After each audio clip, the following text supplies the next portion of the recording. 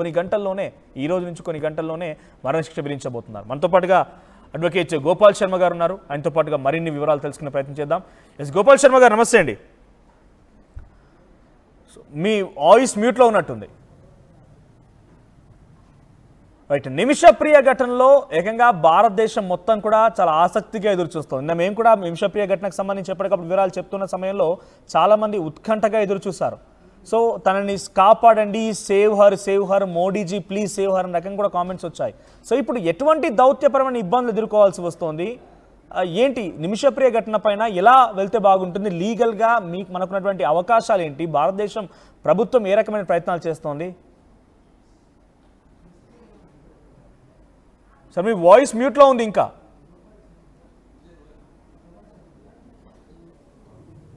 ఇప్పుడు ఓకేనా? రైట్, మాట్లాడండి.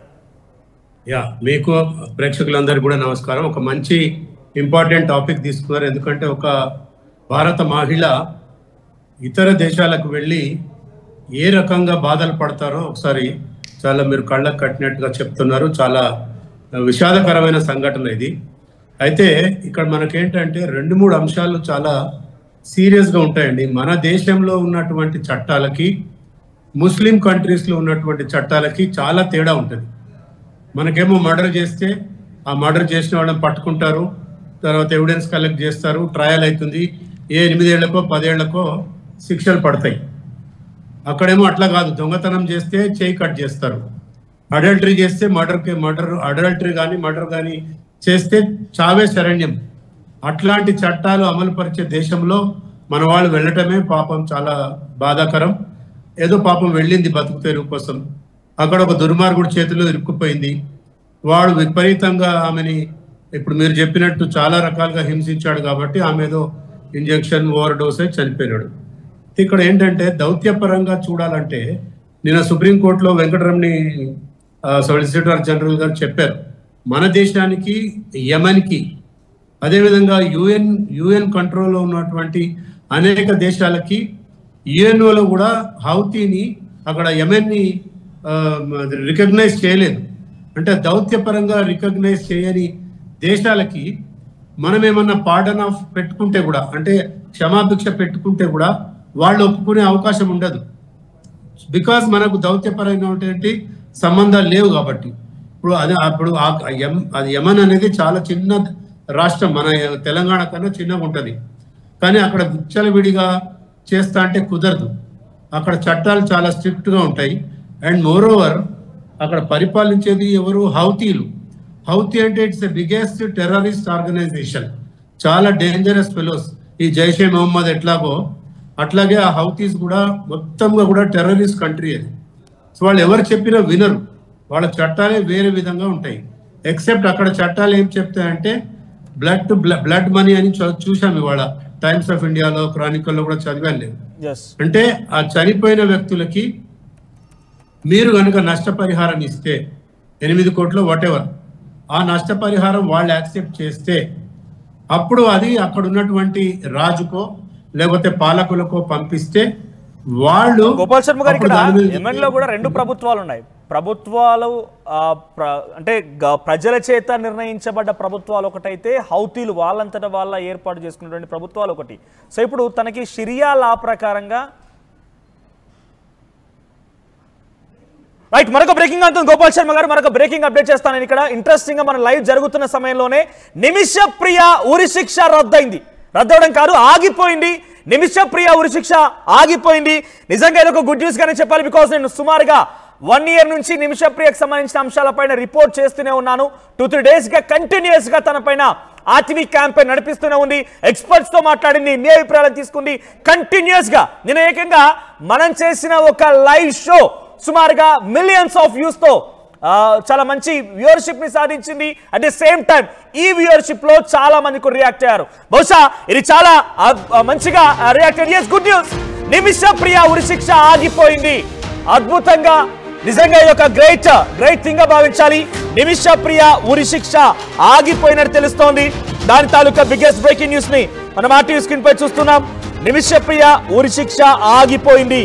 నిమిషప్రియ ఎగ్జిక్యూషన్ పోస్ట్ పోన్, అది కొన్ని రోజుల పాటుగా దాన్ని పోస్ట్ పోన్ చేశారట.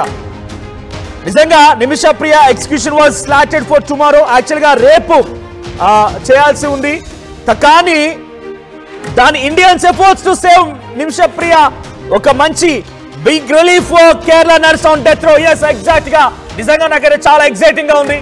బికాజ్ 2-3 రోజులుగా నిమిష ప్రియ ఘటనకు సంబంధించి నేను నిమిషానికి మీకు అక్కడ ఏం జరుగుతోంది, ఎటువంటి చర్చలు జరుగుతున్నాయి, తన తల్లి ప్రేమ కుమారి ఏం చేస్తోంది, నిమిష ప్రియ కుటుంబం ఏ రకంగా అక్కడ తమ వంతుగా ప్రయత్నం చేస్తోంది, ప్రధాని ఎలా రియాక్ట్ అయ్యారు, సుప్రీంకోర్టు ఎటువంటి చర్చలు జరిగాయి, మన ప్రభుత్వం ఏం చెప్పింది, విదేశాంగ మంత్రిత్వ శాఖ ఏం చెప్పింది, ప్రతిదీ కూడా మీకు వివరంగా అందించే ప్రయత్నం చేశాను. నాకు చాలా ఎక్సైటింగ్ గా ఉంది.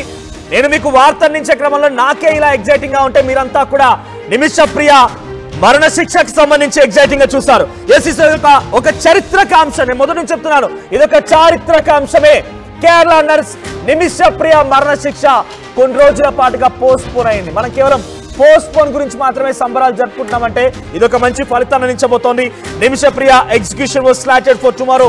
రేపు యాక్చువల్ గా అయితే తనని మరణ శిక్ష విధించాల్సి ఉండేది, కానీ Indian government efforts save Nimisha Priya bear fruit. So తనని big relief for Nimisha Priya death row. So తన యొక్క సంబంధించిన నిమిష ప్రియ ఘటనని దాన్ని పోస్ట్ పోన్ చేసినట్టు తెలుస్తోంది. సో రేపు కాదు, ఆ మరణ శిక్షని పోస్ట్ పోన్ చేశారట. నిజంగా చాలా మంచి విషయమే, చాలా అద్భుతమైన విషయంగా చెప్పాలి. సో మరి చూద్దాం మరి ఎటువంటి అథెంటిక్ ఇన్ఫర్మేషన్, మనకు అందుతున్న ఇన్ఫర్మేషన్ ప్రకారంగా అది పక్కాగా పోస్ట్ పోన్ అని తాత్కాలికంగా వాయిదా వేశారు. ఎస్, ఒకసారి మాతో పాటుగా అడ్వకేట్ గోపాల్ శర్మ గారు ఉన్నారు. గోపాల్ శర్మ గారు, నిజంగా ఎక్సైటింగ్ న్యూస్, చాలా ఇంట్రెస్టింగ్, నాకైతే చాలా ఎక్సైట్మెంట్. బికాస్ 2-3 రోజులు కంటిన్యూస్ గా నిమిష ప్రియ ఘటన గురించి మేము చెప్తూనే ఉన్నాము. నిజంగా మీరు నమ్మరు, నిన్న సుమారుగా నిమిష ప్రియకు సంబంధించిన ఘటన పైన ఆర్టీవీ ఒక లైవ్ షో నిర్వహిస్తే మిలియన్స్ లో వ్యూస్ వచ్చాయి. ప్రతి ఒక్కరు కూడా please save please save please save అనే కామెంట్స్ చేశారు. మోదీని సైతం ఆ కామెంట్స్ రూపంలో రిక్వెస్ట్ చేశారు. సో ఏదేం జరిగినా కూడా ఇక్కడ ఎవరి ఎలా ఉంది, ఎటువంటి అడ్వకేట్స్ ఏ రకంగా ప్రయత్నం చేశారో, అక్కడ ప్రభుత్వం ఏ రకంగా ప్రయత్నం చేశారు, ఎవరేం ప్రయత్నం చేసినా కూడా నిమిష ప్రియ ఉరిశిక్షని వాయిదా వేశారట. ఎలా చూస్తారు దీన్ని మీరు? నిజంగా కూడా ఇందులో నేను గత 2 రోజుల నుంచి చాలా ఛానల్స్ చూస్తున్నానండి, కానీ మీ అంత కంటిన్యూస్ గా సేవ్ నిమిష అని చెప్పి ఎవ్రీ మినిట్ టు మినిట్ దీన్ని మీరు కవర్ చేసి లక్షల మంది వ్యూస్ పోయేటట్టు చేసి అనేకమైన రకాలైనటువంటి ఎఫర్ట్స్ పెట్టినందుకు ముందుగా మీకు, మీ ఆర్టీవీ యాజమాన్యానికి మనస్ఫూర్తిగా నేను కూడా అభినందన తెలియజేస్తున్నాను. అనేక మంది ఇవాళ హైకోర్టుకి వెళ్ళి ఇప్పుడే వస్తున్నాను, అక్కడ కూడా చర్చ జరిగితే V6 లేకపోతే ఇంకేదో ఛానల్స్ చూస్తూ ఉంటారు అక్కడ, TV9 లాంటివి. బట్ ఇంత కంప్లీట్ 100% ఎఫర్ట్స్ పెట్టి దాన్ని లక్షలాది మంది వ్యూస్ ఈవెన్ ప్రైమ్ మినిస్టర్ దాకా కూడా పోయినాయంటే అది మామూలు విషయం కాదు. నిజంగా చాలా గొప్ప విషయము, అభినందించాల్సిన విషయము. నేను మనస్ఫూర్తిగా, అదేవిధంగా అనేక మంది న్యాయవాదులు, తర్వాత ఈ ఏదైతే నిమిషాన్ని బతికించుకోవాలని కోరుకుంటున్నటువంటి లక్షలాది మంది ఒక చారిత్రాత్మక అంశమే. బికాజ్ నేను ఏం చెప్తున్నానంటే continuous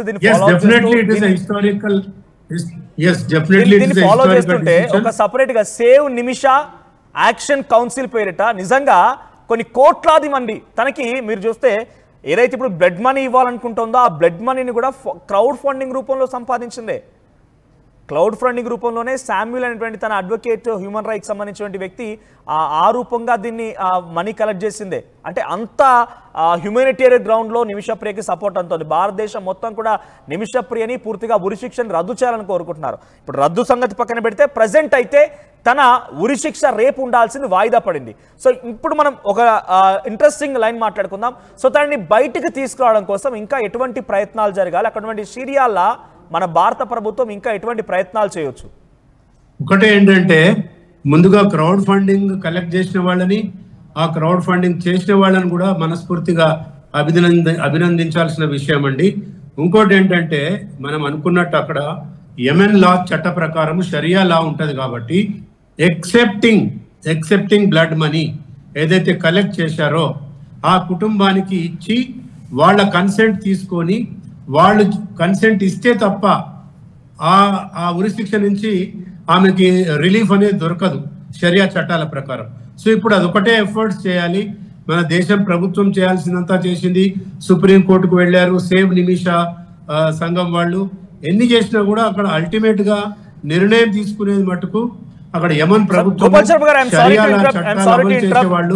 sorry to interrupt sir, but నిజంగా మీరు ఇందాక అన్నారు కదా, చాలా మంది వ్యూవర్స్ కూడా తమ కామెంట్ రూపంలో తమకున్నటువంటి బ్లెస్సింగ్స్ ని లేకపోతే తమ ప్రేయర్స్ కంటిన్యూ చేశారు. కాబట్టి నేను వాళ్ళ పార్టిసిపేషన్ కూడా తీసుకుంటాను.